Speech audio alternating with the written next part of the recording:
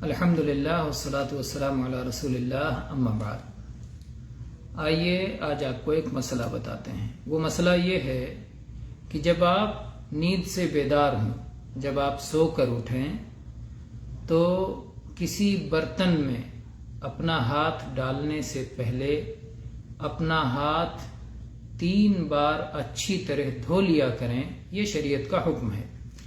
اور اس کی وجہ یہ بتائی گئی ہے کہ سونے والے کو نہیں معلوم کہ اس کے ہاتھ نے کہاں رات گزارا ہے، رات میں اس کا ہاتھ کہاں کہاں گیا ہے۔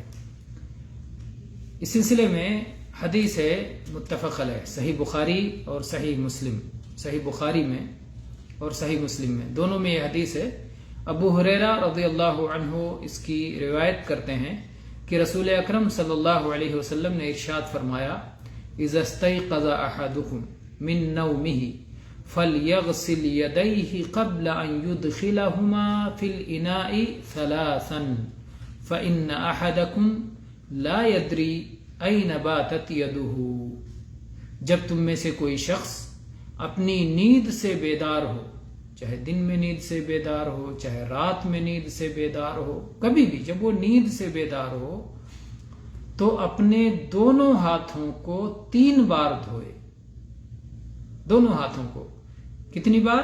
3 بار دھوئے، برتن میں ڈالنے سے پہلے۔ کوئی پانی کا برتن ہے، کوئی اور کوئی برتن کے اندر ہاتھ ڈالنے سے پہلے اپنے ہاتھوں کو 3 بار دھو لے، اس لیے کہ اسے نہیں معلوم کہ اس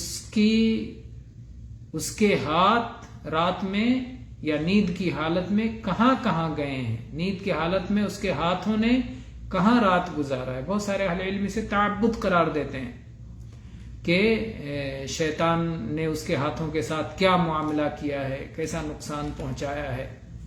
بہرحال شریعت نے، اسلام کی پاکیزہ شریعت نے ہمیں یہ حکم دیا ہے کہ ہم سو کر جب بیدار ہوں تو برتن میں ہاتھ ڈالنے سے پہلے اپنے دونوں ہاتھوں کو اچھی طرح دھو لیں، اس کے بعد ہی برتن میں ہاتھ ڈالیں۔ واللہ تعالی عالم، والحمد للہ رب العالمین۔